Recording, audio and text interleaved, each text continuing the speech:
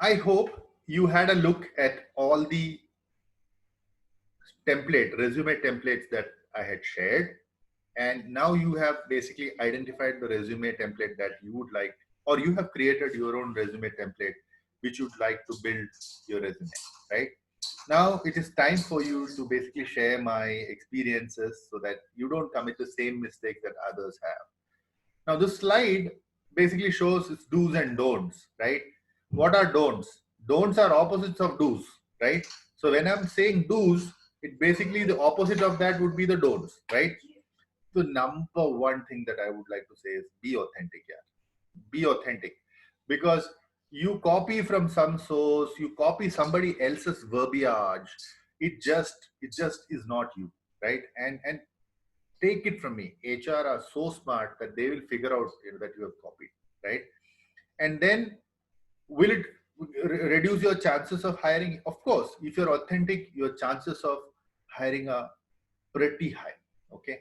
And I would like to remind you of the movie Three Idiots, in which there is a scene wherein one of the characters has basically shown. I'll probably share that clipping as part of a a post session view. Okay, so that that how being authentic will help you. But that doesn't mean that you harm your prospects. But be authentic but polite. Okay, be courteous. Then some silly grammar mistakes I have seen people doing, and then that becomes a big mess. Wherein you are saying that you are. Let's suppose that you are applying for an analytical role, and then you have committed some grammar or spelling mistakes. They will think that, see, they will correlate it with what the job description they have, right? If your job entails attention to detail, if your job entails precision, obviously you will not get shortlisted, because you didn't do the your resume itself looks has some grammar mistake or spelling mistake. Now, how do you avoid that? In Word, there is Microsoft Word, there is a shortcut key called F7. Okay, in some of your computers, you will have to press the function key and then press F7. It will automatically do a spell check for you. If it's a Word document, it will automatically suggest where your spelling is wrong, and then you can click and change. Okay. So please do that. It's a very simple task. You can simply do that. Then comes being visual. Remember Marissa Mayer's resume? How visually appealing it was.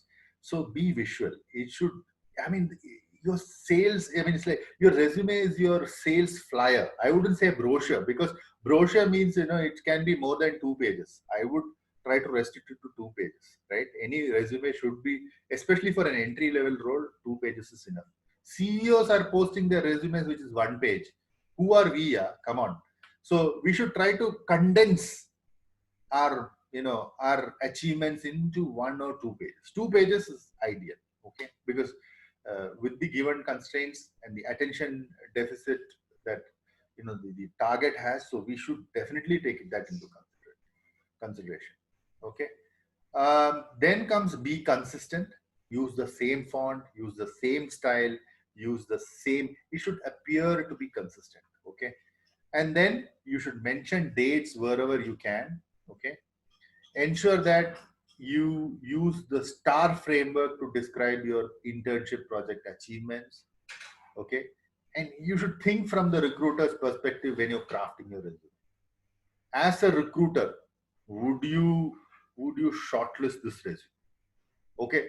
You should put yourself into his or her recruiter's shoes and then look at your resume. Okay. And then my final request to you is, please limit your resume to 2 pages. Nobody has the time to read a booklet, right? You might have done a lot of things, but are they relevant to the role that I am hiring for? That is what the recruiter looks at. So I request you to reduce it, shrink it to 2 pages. Okay. With that, we are coming to the end of this module. So I want to give you an assignment. The assignment is very simple. Okay. I want you to craft a resume. There are 2 resumes basically. Okay. The first resume should be one creative resume, and then the other resume we will give you an Amrita template. Okay, that you have to fill up and then give it to us. 2 resumes. Okay, So, and based on the way you have submitted your resume, we will give you feedback. Okay. We want, but again, we want to request you that whatever has been taught till now has to be implemented in these resumes. Okay. So with that, I take leave. Please, once the resumes are created, there is a Google form that is shared with you. You have to basically upload your resume to that Google form. Okay. With that, thank you. If there are any doubts, please reach out to us. Okay. Thank you so much. Bye-bye.